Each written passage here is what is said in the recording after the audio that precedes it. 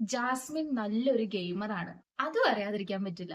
ബാക്കിയുള്ള ഒരു സൈഡില് ആള് കുളിക്കില്ല, വൃത്തി കുറവാണ്, ഗബ്രി ആയിട്ടുള്ള അനാവശ്യ റിലേഷൻഷിപ്പ്, ജാസ്മിന്റെ ഫിയാൻസിയെ വഞ്ചിച്ചത്, ഈ പ്രശ്നങ്ങളൊന്നും ഇല്ലാന്ന് വിചാരിക്കുക. ഇതൊന്നും ഇല്ലെങ്കിൽ, ഈ പ്രശ്നങ്ങളൊന്നും ഇല്ലെങ്കിൽ എന്റെ മനസ്സിലുള്ള വിന്നർ എന്ന് പറയുന്നത് ജാസ്മിനാണ്.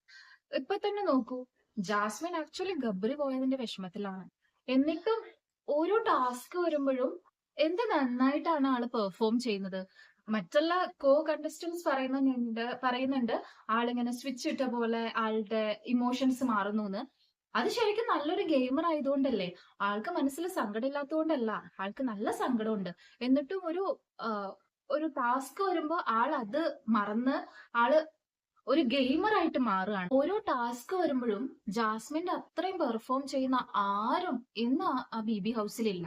ആക്ച്വലി ജാസ്മിൻ ഇപ്പൊ പ്രേക്ഷക പിന്തുണ കൂടിക്കൊണ്ടിരിക്കുകയാണ്, പ്രത്യേകിച്ച് ഗബ്രി പോയതിനു ശേഷം. പണ്ട് 20% പേരെ ജാസ്മിനെ സപ്പോർട്ട് ചെയ്തിരുന്നു ഉണ്ടെങ്കിൽ ഇപ്പൊ അത് 50% ആയിട്ടുണ്ട്. ഇനി പോകെ പോകെ ഒരു 80 ദിവസം 90 ദിവസം ഒക്കെ ആവുമ്പോഴേക്കും ഈ സപ്പോർട്ട് എന്തായാലും ഒരു 75% ആയിട്ടുണ്ടാവും.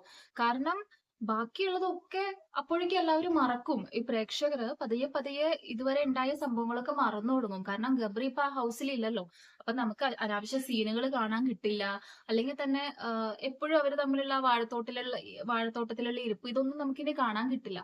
അപ്പൊ പതിയെ പതിയെ നമ്മൾ ഇതൊക്കെ മറക്കും. ഒരു 80-90 ദിവസം ആകുമ്പോഴേക്കും പ്രേക്ഷകരുടെ മനസ്സിൽ നിന്ന് ഈ പിക്ചേഴ്സ് ഒക്കെ ഭൂരിഭാഗം പോയിട്ടുണ്ടാവും. അപ്പൊ പിന്നെ പതിയെ അവർക്ക് സപ്പോർട്ട് കൂടും. കാരണം അങ്ങനെയാണ് നമ്മുടെ പ്രേക്ഷകർ.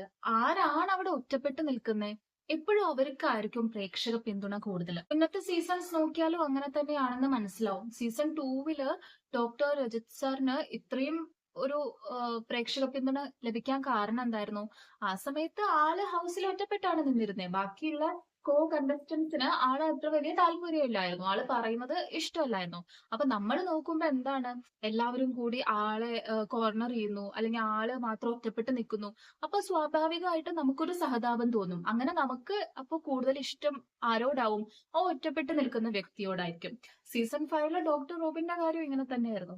അതിൽ വളരെ കുറച്ച് പേർക്ക് ആളോട് ഇത്തിരി താല്പര്യം ഉണ്ടായിരുന്നുള്ളൂ. ബാക്കി എല്ലാവരും ആൾക്ക് എഗെയിൻസ്റ്റ് ആയിരുന്നു. പ്രേക്ഷകർ എപ്പോഴും അങ്ങനെയാണ്, ഒറ്റപ്പെട്ട് നിൽക്കുന്നവരോടാണ് നമുക്ക് എപ്പോഴും ഒരു സഹതാപം കൂടുതൽ.